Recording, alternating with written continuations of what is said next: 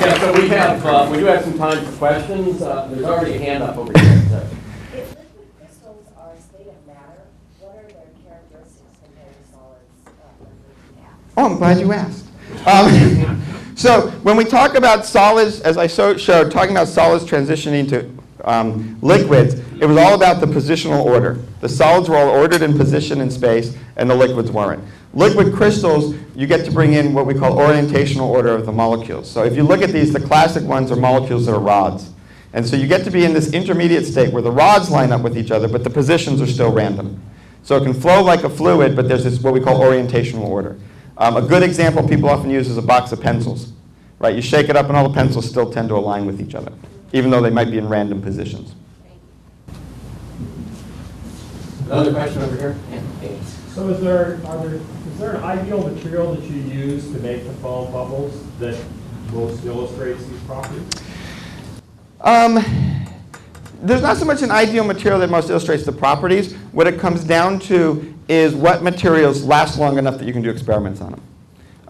For almost any foam you make, these properties will show up very clearly. The problem is foam, what's bad about foam as an experimental system is it's liquid and gas. The liquid tends to drain to the bottom. The gas likes to coarsen, it's called. So the gas likes to move from small bubbles to big bubbles and things like that. And so the small bubbles go away and the big bubbles get bigger and pop. And so like in our lab, a typical good day is 20 minutes. We can have foams last up to 2 hours, and that's even better. But there's some foams that last 2 minutes and they start popping. And a little bit's the weather and things like that. There's another question back there. During processing materials, you entrap foam inside. And if the material freezes, what happens to the foam? Does it come back or stay foam? If you freeze it quick enough, you lock the foam in. And that's actually the way they make many solid foams.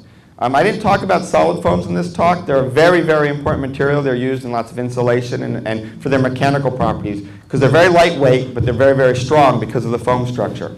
So you will often do this on purpose, particularly with like liquid metal type foams. And you heat it very, very high, you generate a foam in the liquid metal, and then you solidify it, and you get this very nice foam structure that's very strong.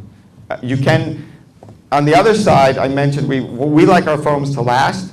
A large amount of research in foam is to make it not occur, so anti-foaming agents. How do you prevent it from foaming when you're trying to do the processing? Because you don't want to lock it in. There's a question here. Yeah. On one of your slides, at higher frequencies, you have a difference in phase. Is that any way related to vibration theory like you see in steel buildings, modes, different vibrational modes? Actually, it is sort of. The solid is really that. Turns out in our solid one, so what happens is, in a solid, you get all these different vibrational modes. And we can run simulations, and depending how you tune the properties of the foam, if the transition to the fluid behavior is high enough frequency, you can see the solid modes before you get there. It turns out in a solid, the modes, you don't really, unless you have some dissipation in your solid, but in a true elastic solid with no dissipation, it never gets out of phase, but you get sinusoidal amplitudes. So the velocity is different in all the different positions, at different amplitudes, but it's still all in phase. So you might have the highest velocity in the middle. Here, my highest velocity was always at top. You might have the highest velocity in the middle, but it's still moving in phase with the top in a solid. So it looks almost like that one, but it's a slightly different phenomena. Do you understand the physics well enough of the state of foam that you can write equations and do simulations on the computer?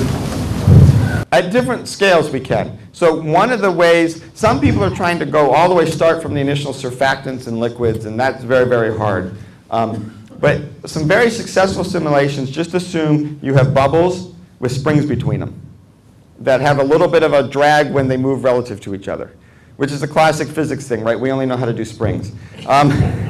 So you stick springs, you can solve it. And one of my collaborators is a theorist at Yale who does this, and particularly with the oscillating work, we're getting incredibly good agreement between those types of simulations, particularly the reversible, irreversible. And that's how we learn about the energy landscape, because it's hard to do that in the experiment, but with a simulation you can really do that.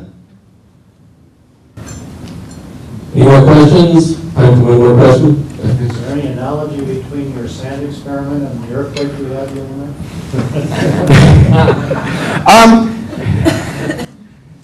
Yes, sort of, I guess. Well, the first is I can't do it really well, but is it still? Yeah, it's still stuck. I'm not good at this, but the third graders that I do this with are very good. If I jerk this out suddenly, you can see the sand explode because of all the energy that's released. And in some sense, you know, the earthquake is jammed and then it slips. So earthquakes are something that are also studied in this same sort of modeling as jamming of these other systems. And a lot of the people who worked on grains and sands went into earthquake. Okay, let's thank Professor Dennin for